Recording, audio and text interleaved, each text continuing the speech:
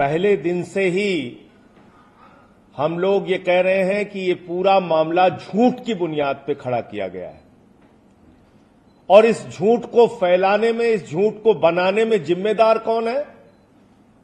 देश की सरकार, मोदी जी की सरकार, देश की तानाशाह हुकूमत, जिसने ईडी और सीबीआई को मिलाकर झूठ का पहाड़ खड़ा किया अरविंद केजरीवाल को बदनाम करने के लिए, आम आदमी पार्टी को बदनाम करने के लिए, हमारे नेता और हमारी पार्टी को खत्म करने के लिए। लेकिन आज मनीष सिसोदिया जी की रिहाई, उसके बाद बाकी सारे लोगों की रिहाई और अब हमारे पार्टी के मुखिया अरविंद केजरीवाल जी की रिहाई ने यह साबित कर दिया है कि भारतीय जनता पार्टी के झूठ का पहाड़ ध्वस्त हो चुका है। माननीय सर्वोच्च न्यायालय का फैसला, जिसमें साफ तौर पे कहा गया कि जब ईडी से उनको जमानत मिल गई तो 22 महीने बाद वो सीबीआई सो के जागती है, जिसने 22 महीने पहले केजरीवाल जी से पूछताछ की थी, 22 महीने बाद सो के जागती है कि केजरीवाल को अरेस्ट करना है। इसका मतलब सीबीआई की अरेस्ट, ईडी की अरेस्ट, ये अपने खुद की जांच एजेंसी की अरेस्ट नहीं थी, नरेंद्र मोदी सरकार के द्वारा कराई गई अरेस्ट थी।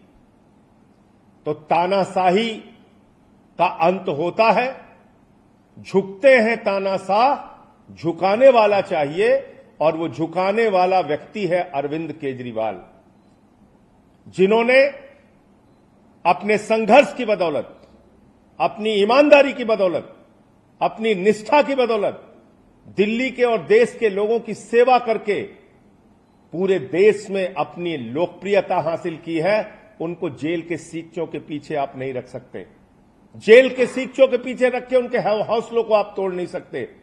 तो ये आम आदमी पार्टी के एक एक कार्यकर्ता के लिए बहुत खुशी का क्षण है, पूरे देश के लिए और दिल्ली के लिए बहुत ही खुशी का क्षण है।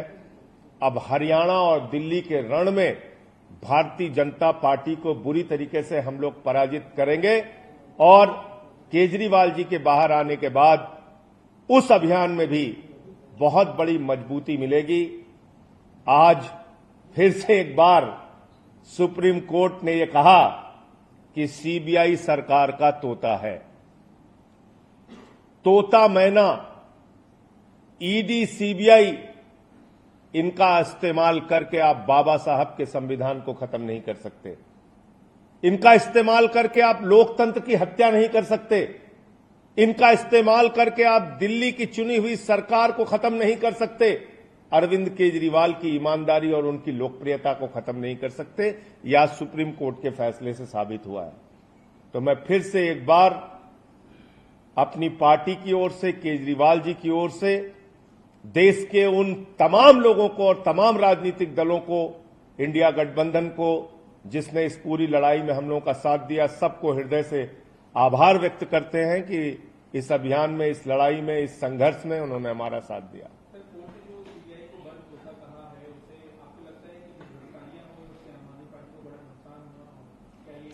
नहीं, अभी तो जो आज कहा है वो तो भारतीय जनता पार्टी को अब शर्म आनी चाहिए और भारतीय जनता पार्टी को देश से माफी मांगनी चाहिए इस चीज के लिए। जिस तरह से उन्होंने सीबीआई को तोते की तरह से इस्तेमाल करते हुए विपक्ष के नेताओं को गिरफ्तार करने का, ईडी को तोता मैना की तरह इस्तेमाल करते हुए विपक्ष के नेताओं को गिरफ्तार कराया, ये अपने आप में बहुत शर्मनाक है। इसके लिए भारतीय जनता पार्टी को माफी मांगनी चाहिए देश से।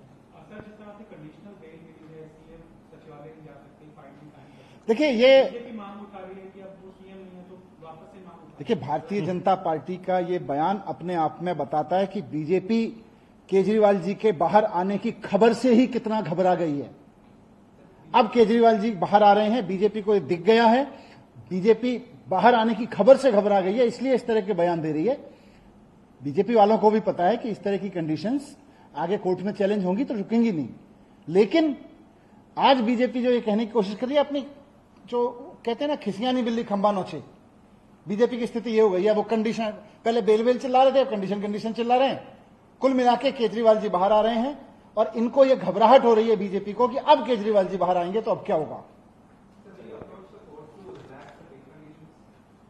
अरे जब दो जजों का फैसला आया, एक जज के फैसले में साफ तौर पे सीबीआई को बिल्कुल सरकार के तोते के रूप में इस्तेमाल करने की बात कही गई है, तो ये अपने आप में कोई कंडीशन नहीं रखती केजरीवाल जी के ऊपर।